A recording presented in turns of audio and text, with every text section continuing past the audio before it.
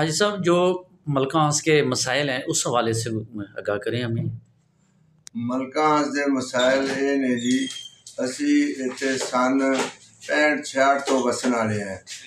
तो मलकांस ने हमेशा हर हुकूमत के नाल इख्तलाफ नहीं किया, इतफाक किया, हर तरह की गल मनी मनाई। लेकिन मलकांस नूं जिहड़ा गौरमेंट ने या गौरमेंट पाकिस्तान ने दिता है, वो ये दिता कि साड़ी अस्पताल तो लैके अड्डे तक साड़ी सड़क जी राउंड अबाउट जो गोल चक्कर है वो खड्डर बनिया पे, और सीवरेज का नाम लेंदे ने सीवरेज पाने, सीवरेज किसी गली च पिया किसी च नहीं पिया, सीवरेज भी उत्ते ही पिया। पूरे शहर दी सड़क उन्होंने तारीखी शहर है पुराना सईद वारिस शाह के नाम तो, बाहर उत्थे लगा बोर्ड भी। मस्जिद अंदर ना किसी ने मस्जिद का ख्याल किया, ना किसी शहर का ख्याल किया, ना किसी सड़क का ख्याल किया। छोटे छोटे कस्बे ने गुजर खान के इलाके च उन्होंने डिग्री कॉलेज बने ने। साडा 2-2.5 लाख की आबादी, सानू अज तक डिग्री कॉलेज का दर्जा नहीं मिल सकिया। असीं सरदार मनसब नूं अपील की कि जनाब आ साडा तुसीं कर दो, साडा डिग्री का दर्जा दवा दो। मनसब साहब ने सानू ये गल आखी जी हाजी साहब रकबा कोई नहीं। मैं कि जी रकबा तो गौरमेंट का पिया, औकाफ का इन्ना, वो 100 साल के बड़े से लैके तुसीं सानू डिग्री कॉलेज बना के दो, या तुसीं इसे नूं डिग्री का दर्जा दे दो ताकि साडियां जवान बेटियां बाहर धक्के खानियां फिरदियां ने, कोई किधरे जाती कोई किधरे जाती, कोई ग्रांट नहीं मिलनी, ना स्टेडियम ना साडे इत्थे डिग्री कॉलेज ना साडे शहर दी सड़कां बनियां। 2-2.5 लाख की आबादी, असीं हमेशा हर हुकूमत नूं चकने। तुसीं अज भी वेखो असीं जिथे आखो असीं तैयार खड़े हैं हर मामले च। खास करके मुस्लिम लीग नूं तां हमेशा इन्होंने जिहड़ा ना अहमियत दी है, लेकिन साढ़े वास्ते आ हाल हो गया, ना साढ़े कोई पुछना है।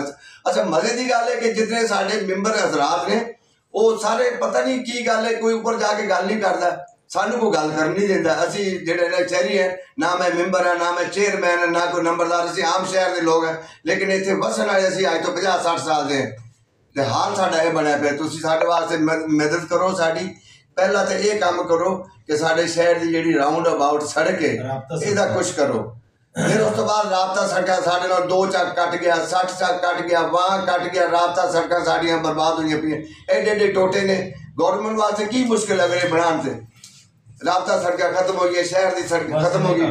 इतों तुम अस्पताल मरीज लैके जाओ तो मरीज नहीं अपना अस्पताल तक।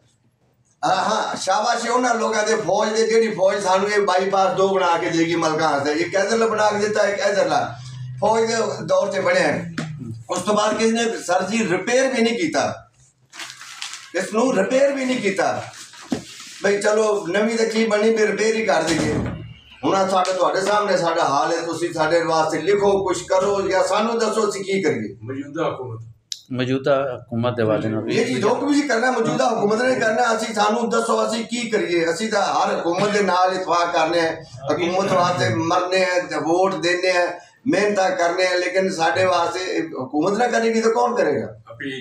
अपील है साड़ी गौरमेंट नूं, ते खास करके आ जिहड़ी मेरी भतीजी है मरियम नवाज, इनू साड़ी तरफों लिखो ते साड़ी मेहनत मैं बाबा हुंदा ते साडे शहर वास्ते कुछ सोचे।